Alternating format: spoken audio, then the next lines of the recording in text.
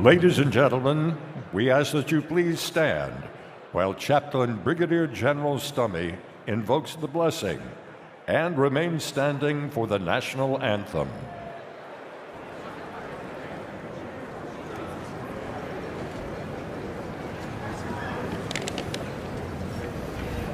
Good afternoon.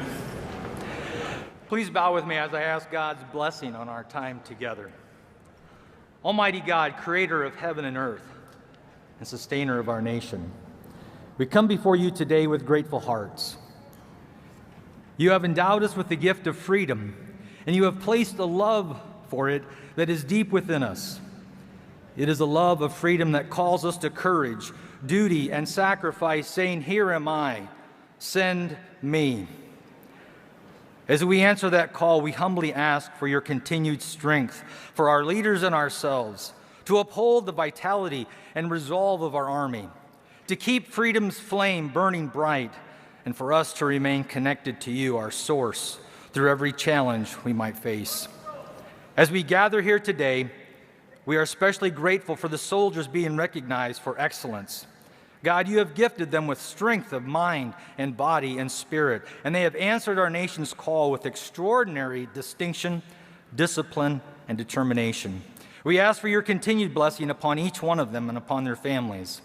Now, Lord, as we look to our future, we are mindful of our past and of all who have given the last full measure of devotion for the sake of freedom. We pray that your Spirit will continue to comfort and sustain their families.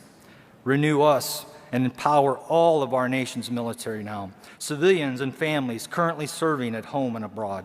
Grant us peace and strength, O God, together with our allies and our friends all over the world. And let the promises of freedom ring in our hearts, across our nation, and around our world. In your most holy name I pray. Amen.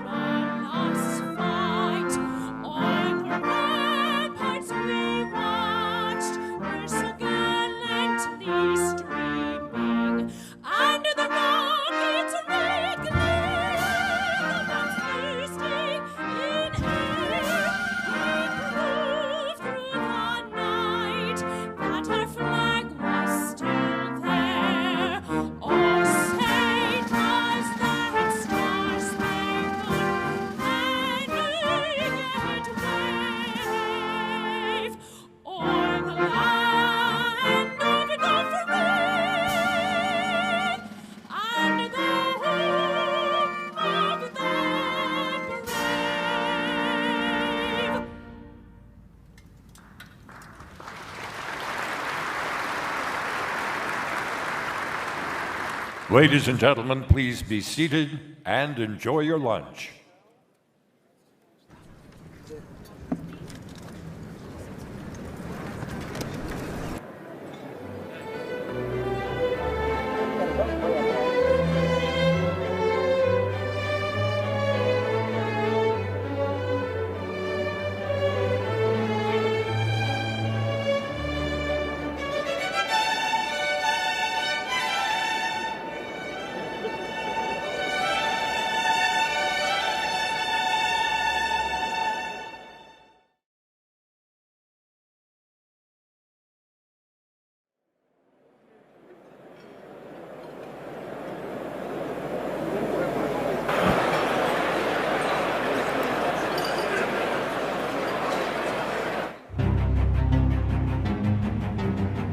From its founding in 1775, the U.S. Army has defended freedom.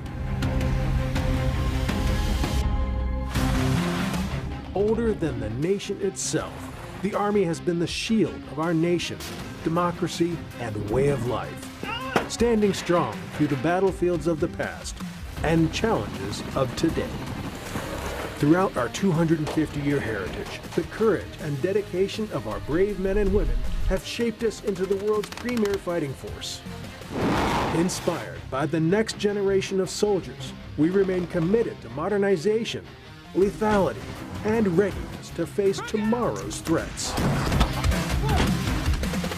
Join us in celebrating the Army's 250th anniversary, a multi-year campaign as we honor the past and embrace the future on installations around the world and throughout local communities across the nation. Together, we commemorate the Army's legacy, forged in the fires of conflict and defined by courage. The U.S. Army, proudly serving for 250 years. Established June 14, 1775. This will defend.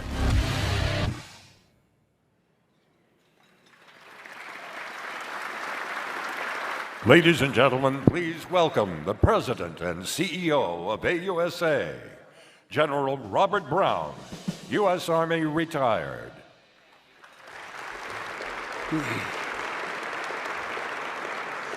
Well, that's motivational for the 250th, an Army before we were a nation. So just fantastic. Looking forward to that. Welcome to the Dwight David Eisenhower Luncheon. Our annual meeting theme this year, as you all know, transforming for a complex world, and a great theme that it is. There's no event like this in the world, and no other place to educate and inform key stakeholders on the critical challenges facing our Army in its largest transformation in 50 years. No other place where we can connect with our industry partners who are essential in helping us solve complex challenges and ensuring we have the best equipped and trained Army in the world. A big welcome to our Secretary of the Army. Thanks for being here, ma'am. Chief of Staff, who we're going to hear from in a few minutes. Just terrific. Sergeant Major of the Army. I want to also welcome some other just amazing senior Army leaders all here, and thank you for joining us. We've got some special guests, of course. Our 33rd Chief of Staff of the Army, General Dennis Reimer. Thanks for being here, sir.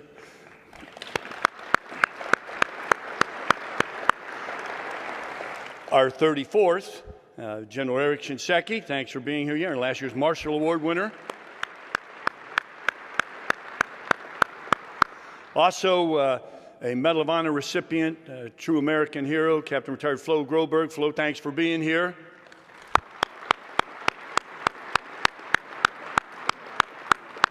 And would all active Command Sergeant Major and Sergeants Major, that's active National Guard and Reserve, but all that are currently serving, please stand. Stand up. Superstars.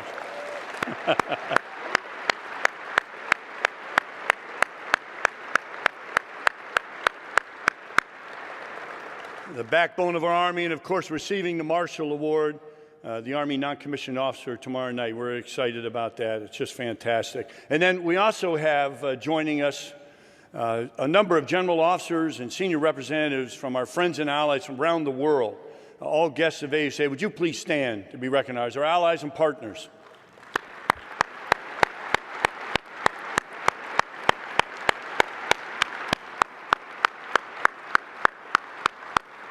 And thanks for being with us here today.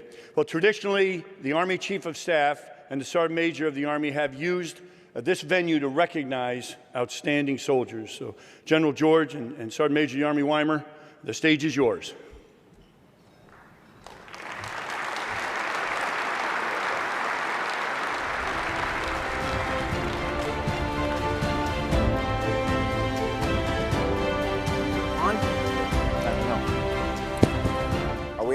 All right.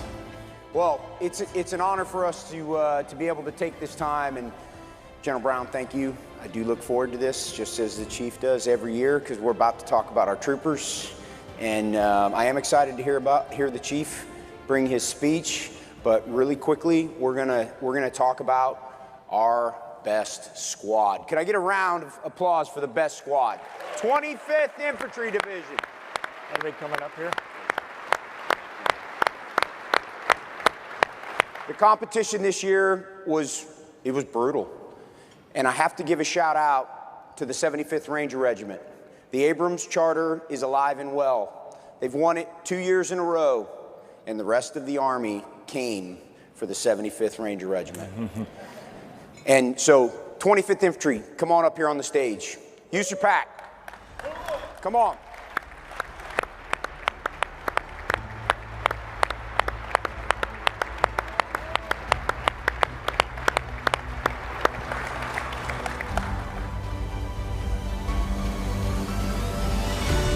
It's too easy for you guys, huh? Right up here. Right up here, fellas. Come on. Your parents are here, right? Yeah. One trooper's parents are here, sir.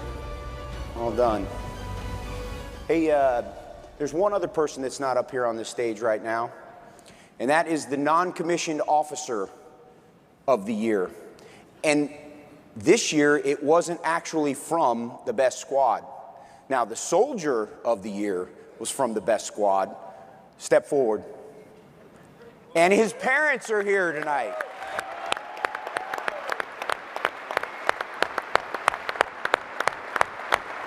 Sergeant First Class Haynes, come on up here. Join your fellow warfighters up here on this stage. He's also from USAPAC. He came from the MedCom Best Squad team, but he currently serves in Hawaii. Well done. Round of applause for the NCO of the year. Well done. Currently serving at Tripler Army Hospital in Hawaii. So, sir, I think we're going to publish some orders and award some MSMs here. Ready. Please remain seated during the reading of the award citation. To all those present, greetings. This is to certify that the President of the United States of America has authorized by executive order the Meritorious Service Medal be awarded to the following individuals. Staff Sergeant Ethan J. Hayes, Sergeant Luke J. Burton, Specialist Colin J. Burrows, Specialist Mason J. Brunig, Hit them all, sir. Specialist Gage W. Buck, for exceptionally meritorious achievement during the 2024 U.S. Army Best Squad competition. These soldiers' ability to perform under the most challenging conditions shows their commitment to Army values, embodiment of the warrior ethos, and remarkable soldier skills, leading to their success in this monumental event. These soldiers are holistically fit, disciplined, and well-trained, and their leadership reflects distinct credit upon them and the United States Army.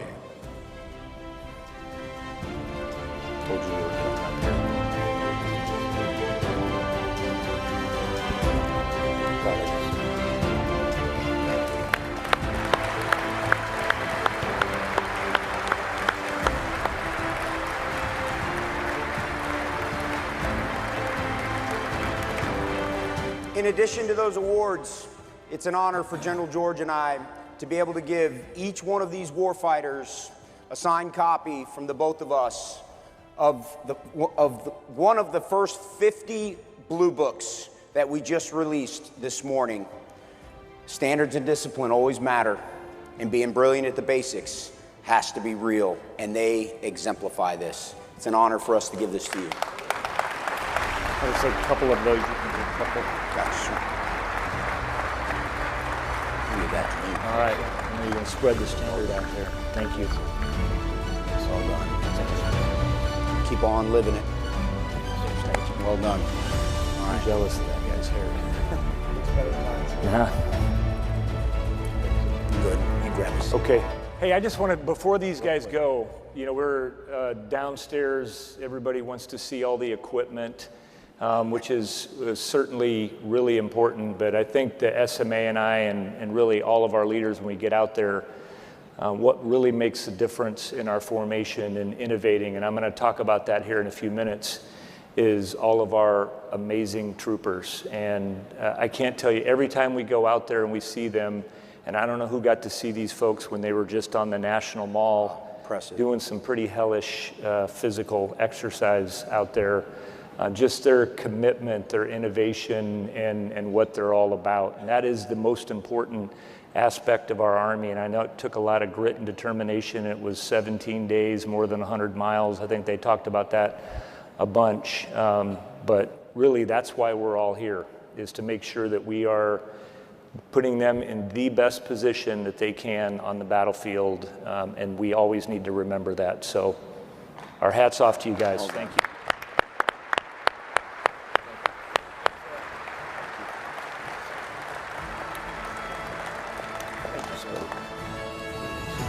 I'm jealous of Burton's hair too. I want some of that. Grab a seat. Hey, sir, I think we might try one more. Oh, thing. we got something else? One more thing. There's a couple E4s up here. There's a couple E4s up here that I think would be honored if you I would love to do would this. promote them to sergeant. You ready? Yeah. We'll both get one each side. Yes, sir.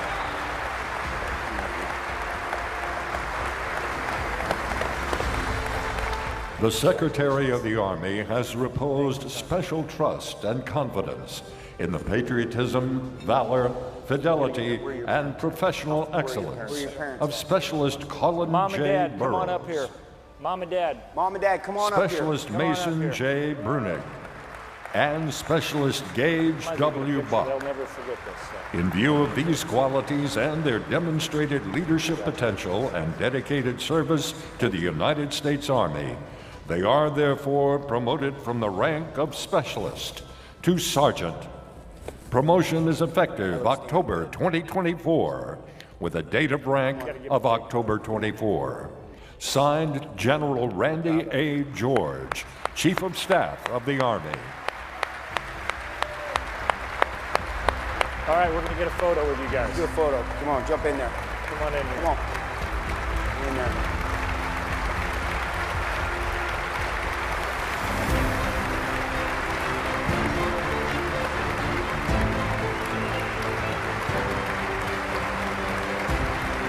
All right. Well done. It was nice. It was very nice to meet you. You didn't see that coming, did you? Good to see you. So much. Thank you.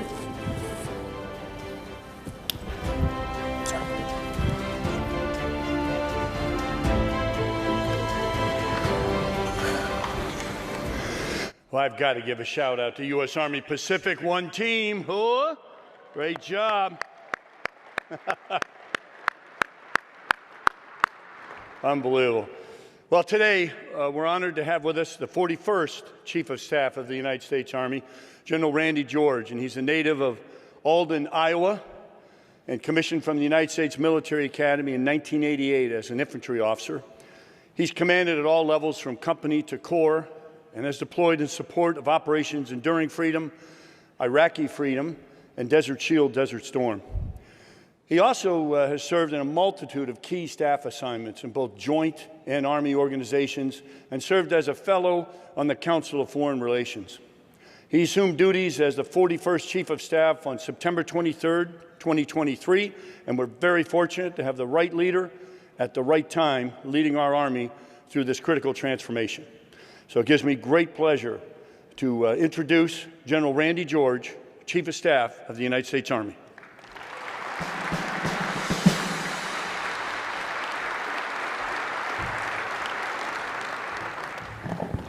Okay, good afternoon, everybody. Great to be here. And before I get started, I also want to recognize a really good friend of mine. I know the Vice, probably if there's anybody who's got a battle buddy out here, and that's Flo Groberg, Medal of Honor recipient. And just like we were talking about our best squads, again, I know that our soldiers are out there and always are selfless and show personal courage, and I think Flo would tell you the same thing again. But Flo, it's good to see you, and I'm glad you're here.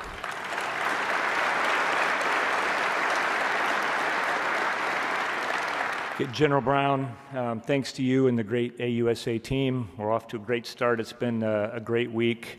Secretary Warmoth, under Vice, SMA, my battle buddy. It's great, and I feel like we have such a phenomenal team. And it's good to be back here among so many friends, those in and out of uniform who continue to ensure our Army is lethal and ready. Thank you to industry and to partners in Congress for continuing to be great teammates as well. And most importantly, thank you to our troops. I am even more proud of our Army today than when I first enlisted 42 years ago. To be fair, I take a little more time to stretch before PT these days, and my haircuts go a hell of a lot faster than they used to, but nothing inspires me more or reminds me of the important work we do every day than when I spend time with our troops. We spent this last year visiting our formations, meeting with soldiers and their families, and connecting with lawmakers and industry to share our Army story. I want more people to see our Army the way I see our Army. Everywhere we go, I see highly motivated soldiers willing to innovate, train, and sacrifice for the team and our mission. And we owe them our best. And that's what I want to talk about today. The steps we've taken over the past year, as well as the hard work we still need to do to make sure we're providing our men and women in uniform with the support, training, and the warfighting capability they need for today's battlefield. Let me start by talking about the environment we're in today. We understand how the battlefield has changed and how dangerous the world is. All you have to do is look at the news to see violence on every side of the globe. Our world demands we change, and our troops are ready for action. We are making progress, but we realize it's not fast enough and not yet at the scale we need. We can't wait for an antiquated system based on old processes to deliver outdated technology in 2030. I will share a view from my foxhole that identifies the challenges facing our Army and our nation. And with all of this in mind, I want to spend the majority of our time this afternoon talking about where our Army is headed and where we need to collectively step on the gas in the coming weeks and months. The 4 focus areas remain our priority: warfighting, continuous transformation, delivering ready combat formations, and strengthening our profession. We've tested them, received bottom-up feedback, and are adjusting where needed. We know there is more work to do, but let me highlight some of the great work that has happened within these 4 focus areas. We have made our formations lighter, more lethal, and lower signature by allowing commanders to adjust their organizations and by ruthlessly getting rid of excess. Thanks to our maintenance warrants, we aren't wasting soldiers' time doing unnecessary services. And for the things that do need serviced, Army Material Command is leading the way with additive manufacturing and 3D printing.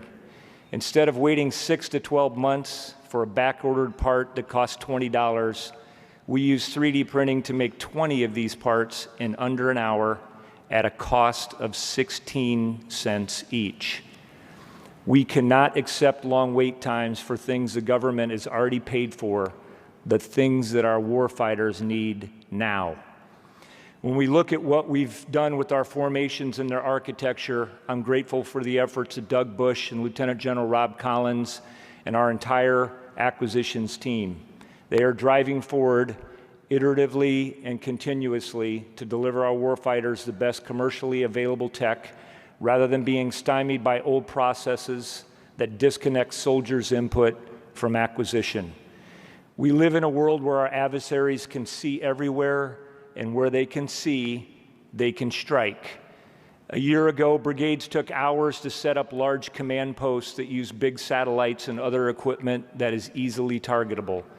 Today, our 3 transformation and contact brigades have reduced their electromagnetic and physical signature by more than 85%. They can set up and disperse in under 15 minutes while maintaining connectivity. This is Mission Command in 2024. Last year, a brigade going through a CTC rotation deployed to the box with 11 uncrewed aerial systems. Our transformation and contact brigades now arrive with over 140. 2nd Brigade, 101st Airborne Division demonstrated this at JRTC in August. Strike Brigade conducted the longest-range air assault from home station at Fort Campbell, Kentucky, to Fort Johnson, Louisiana, over 500 miles away. They employed a multifunctional reconnaissance company with new UAS, radio communications with lower electromagnetic signatures, and intuitive command and control systems that can be operated easily and dispersed to improve mission command and avoid enemy detection. We also put a division in the dirt at NTC to transform at Echelon. 1st Armored Division deployed mission command systems spread out more than 1,500 miles from Texas to California, got their staff in the field, and provided command and control and contact against a world-class OP4. The Army's network is well along the path to total transformation as well. We're building an intuitive, software-based, redundant command and control capability that our formation can depend on. This is what we mean by transforming in contact. Soldiers' battlefield innovation drives technology changes, bottom-up innovation. Forces Command and Training and Doctrine Command ensure lessons observed from our CTCs and battlefields across the world become lessons learned by changing how we train and how we operate. At the end of the day, we cannot lose sight of the fact that the true strength of our Army, our most important asset, are our people. That's why we are hard at work maintaining the standards of our profession. We created the Harding Project to encourage professional discourse. Through the Harding Project, we have created modern venues for professional reading and writing. We reinvigorated the Muddy Boots dialogue, and we created a fellowship for each center of excellence to hire a new practitioner, editorial teams for each branch magazine. Of course, when we talk about our people, that also includes our Army families. Our soldiers and families should be able to depend on programs that help sustain and prepare them. In the past, we tried to manage these programs from the Pentagon. Some of these programs have lost proper focus. One size does not fit all. Like much of what we do, proper program management happens at the local level, at our post and installations. Our local commanders and command sergeants major know the unique needs of the communities they care for. They know what works for the people at the installations they lead. We are going to maximize the programs that work and jettison the programs that don't. Changes will continue to come this year to bring better, more reliable, and more customized services to our soldiers and families. Things like increasing our investment in unit-level holistic health and fitness, or H2F, and approaching each child development center through a local lens. All of the work we're doing is done with the goal to ensure our forces are lethal and ready to respond to any and all challenges we may face. A year ago, we were reacting to the horrific attack on Israel. Both Ukraine and Israel remain in the fight to defend freedom. Today, the world is even more dangerous and ambiguous. Our Army remains very busy. We've got thousands of our National Guard and active duty continuing to help our communities recover from Hurricanes Helene and Milton. And we have approximately 115,000 soldiers serving in 140 countries defending our national interest. At the same time, we see our adversaries are adapting by working together. Russia, China, Iran, and North Korea represent an axis of upheaval that is increasingly collaborating and conspiring to undermine democratic values and drive a wedge between us and our allies and partners. And as we sit here today, we also have troops battling violent extremists. Terrorism remains a persistent threat. In every recent conflict, the lesson is clear. The battlefield is increasingly more lethal, more brutal, and less forgiving. Cutting-edge tactics and technology used in Ukraine and the Middle East become obsolete or overcome in weeks. Our adversaries aren't governed by programs of record, and they don't follow annual release cycles. At home, our Army continues to face challenges with recruiting. I want to extend a special thanks to our innovative, hardworking, and dedicated recruiters who do the incredible job of helping young people accelerate their life by joining the Army. We have changed the way we select and train our recruiters. We are harnessing the best technology. We are using machine learning and data analytics to arm our recruiters with the tools they need to succeed.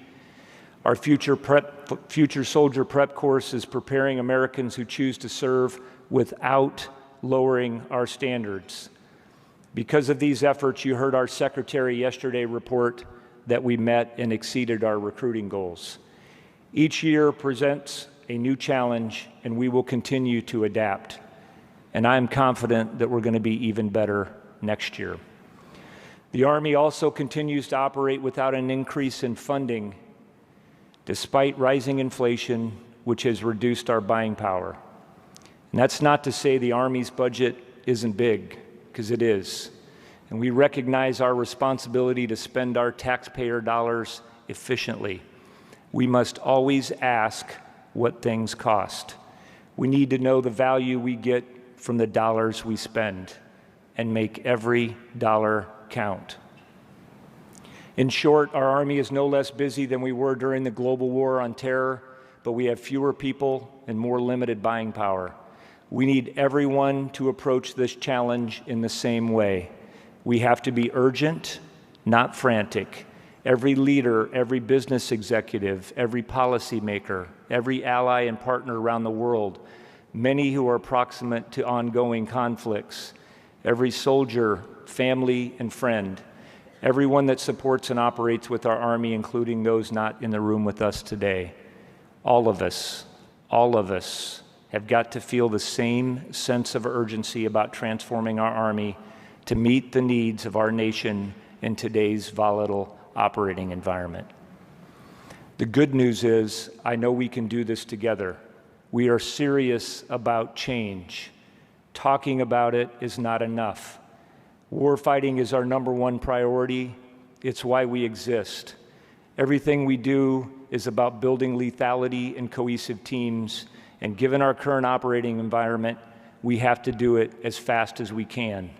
This requires a change in mindset for those used to and comfortable with the old ways of doing business. What I learned in my first year as chief is that there are two things our bureaucracy doesn't like. The first is change, and the second is being left behind when change is happening. This means we have hard work to do to overcome the resistance to change, and that we have to be inclusive when we overcome that inertia. We have to change the way we operate, change how we're organized, how we buy things, because there's too much risk to our soldiers to remain stagnant while the battlefield changes around us. While we remain focused on the Indo-Pacific pacing challenge, the Army will not just prepare for one theater or one conflict. The challenge is we must be ready to go anywhere and respond at any scale in defense of our nation. We must be prepared to fight in all theaters in any environment. In fact, the Army's global presence enables us to observe, adapt, and learn from the ongoing conflicts in Europe and the Middle East. The transformation we seek is designed to ensure our Army continues to be the most dominant land force in the world, wherever called upon to support the joint force. But we can't achieve this alone. America's entrepreneurs have always been great partners enabling Army transformation. In the 1980s and into the 90s, only 6% of defense spending went to companies that specialize in defense. Today, nearly 90% of this money goes to the small number of companies whose specialty is making weapons. While we still have the best warfighting tools in the world, rapid innovation in commercial technology is now outpacing defense innovation in some areas. Our Abrams, Bradleys, HIMARS, Apaches, Blackhawks, and precision-guided munitions, to name a few, remain the envy of the world. But the speed of commercial tech innovation is something we all must adapt to if we want to continue to deliver our warfighters the best capabilities. It should be clear to all of us that the days where we indiscriminately could buy an entire Army's worth of inventory in a single program of record are gone. We cannot afford to invest in obsolescence. We have to buy capability in tranches, and we need the acquisition process and policies along with our industry partners to support these necessary buying models. We must do all this as close to the battlefield and as fast as possible, getting feedback directly from our troops. And we are going to do this together. Soldiers, defense industry, Congress, and many other leaders in the Pentagon, with our allies and partners around the world and in America's small businesses, especially the hardworking American people whose determination and ingenuity ensure our country leads the world in technological development. All of us have to do our part to ensure our troops have the best technology in their hands when our nation calls upon the Army to defend our national interest. This starts with process innovation. In 1961, President Eisenhower shared his concerns about the relationship between industry and the military. He said, "We must guard against the acquisition of unwarranted influence, whether sought or unsought, by the military-industrial complex." What Eisenhower could not have imagined in 1961 was a time when commercial technology, specifically in the areas of uncrewed, counter-uncrewed systems, and electronic warfare, would outpace military tech, putting current models at risk. Today, we risk our warfighters becoming disadvantaged by a procurement process that denies them the agility to have the best equipment they need to be lethal on today's battlefield. We're clinging to the old processes that served a previous era of technology and combat. We all see it, and we can't accept it. We have to work together to design new processes that meet the challenges that we currently face. We're the most innovative country in the world. We have to transform our systems and work with American industry to transform with us. Because if we don't change, we undermine deterrence. Process innovation is our path to institutional change. At every echelon and the headquarters DA level, this means enabling commanders and their command sergeant majors to make prudent decisions where possible and about how to use time, resources, and programs. We must take things off commanders' plates so that they can focus on warfighting skills. Process change is also about changing the way we codify requirements. This means working with industry to characterize needs and reviewing every requirement. There are also some things that we are going to stop buying. Old standalone tech that doesn't connect to our network, equipment that can't operate in our transformation and contact formations, all of the outdated stuff that isn't survivable on the modern battlefield, even if it was a requirement in the past, even if it was a program or record, we may have to stop buying it. Instead, we're seeking adaptive, modular systems, dual-use technologies that can work together with interchangeable parts and software-defined components that can be changed quickly to adapt to the battlefield and technology changes. You don't need a new iPhone every time Apple updates their software, and our weapon systems should operate the same way. We have to buy smart and fast. Our budget is tight, our numbers are lean, and that requires us to prioritize and make informed decisions. That's why I'm announcing 4 major areas where we will step on the gas in the coming year.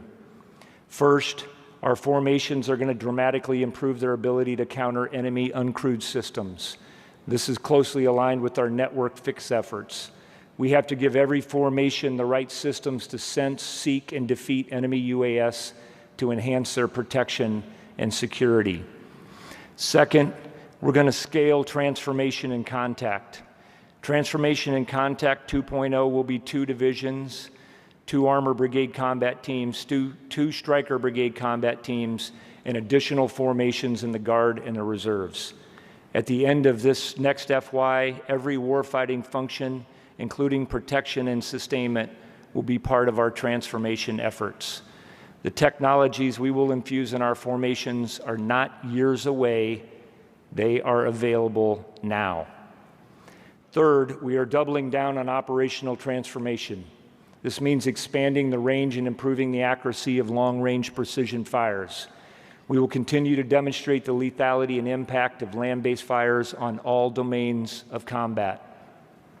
We will also integrate our multi-domain task forces into operational level commands. Intelligence will play a critical role in this transformation, both in guiding our warfighting concept and in protecting our soldiers from fort to port to foxhole, securing our installations and defending our modernization and research institution from exploitation by our adversaries. Fourth, we will continue to modernize and strengthen our industrial base. Enhance production capacity with corresponding concentration of stockpiles at the most likely point of need to ensure the delivery of ready combat formations. We can buy the best weapons in the world, but they will be useless to us if we can't scale the production of the ammunition we need for today's battlefield. We are improving our industrial base and growing our magazine depth. Not long ago, we were producing 14,000 155 rounds a month. Today, we are producing close to 50,000 rounds a month, and we're on track to expand that capacity to 100,000 in about a year. But improving 155 rounds is not enough. We must invest across all of our critical munitions inventories. In addition to the things we are doing internally, we need to help secure agile funding and the consolidation of budget lines for uncrewed systems, countering uncrewed systems, and electronic warfare. Agile funding enables us to buy technology in tranches that work together in open architectures with interchangeable parts and software-defined components that can be changed quickly to meet our needs. This is how we move from named systems to capabilities. We have to be willing to make smaller bets within budget cycles, and we have to pick winners with more frequency. We cannot buy programs for 10 years at a time anymore. Technology changes too fast.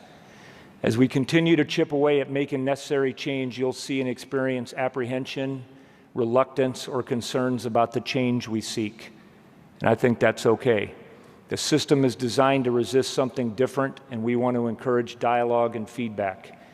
It is incumbent upon all of us, especially me, to help inform and educate the system on why we must change to make our soldiers more lethal. We want everyone to be in this together. We have to be transparent, underwrite risk, and continue to transform in contact. We can only accomplish all of this by maintaining standards and discipline, living our Army values, and fostering a warrior ethos within our formations. Getting this right is the catalyst that underpins every aspect of our warfighting, our combat readiness, and our transformation. Harnessing our human capital, cultivating a professional ethic, and helping our soldiers and their families feel proud of the Army they are a part of will accelerate the process and cultural change we need to achieve in order to succeed on today's battlefield. Grit and character define our reputation. I know every soldier and their family play a part in our Army's reputation. Discipline, trust, and accountability are the foundation we rely on to keep our reputation untarnished. I will close with one final point. As we prepare for our future, we also reflect on our past. Next June, we will celebrate the Army's 250th birthday. We all know our Army was born on the eve of the Revolutionary War, and we should remember that the Army is older than the country itself. The Continental Army defined military service in America, and we will use this year's celebration to renew our connection to the American people. I want the American people to know that our Army is busy. We are busy training in the dirt, in the jungles, in the desert, in the mountains, and in the snow, getting ready for whatever our nation asks us to do. We're focused on building lethal and cohesive teams that can handle the rigors of combat. We remain committed to honing our warfighting skills, enforcing standards and discipline, and living the values that define our Army culture. And we are transforming in contact, not once in a generation, but iteratively and continuously. And we are grateful to have so many incredible partners, many represented in this room, helping us grow our warfighting capabilities and innovate faster than our adversaries. We want the American people to hear more of these stories and to feel more connected with the men and women serving in their Army. You can help with that. Tell young people your Army story. When I was a kid growing up in a much safer and more stable world than today, I learned about the Army from a Korean War vet in my small town in Iowa. He told me stories about his service and everything the Army had to offer, and that's why I enlisted. I never imagined that I'd still be in today, but I stayed through the years because of the people and the mission. I stayed because of our leaders, their character, and their commitment to caring for our soldiers and families. I'm proud of our Army because we serve something much higher than our own self-interest. In my view, the Army has only gotten better through my years of service. To all of you here today, to every leader out in our formations, to every business executive, every policymaker, and most especially to every soldier, family member, and friend in the most dominant land force the world has ever seen, I want to say thank you. You have my trust, and you have my support to drive the change that will make us more lethal. Now we just need to get to work. This will defend.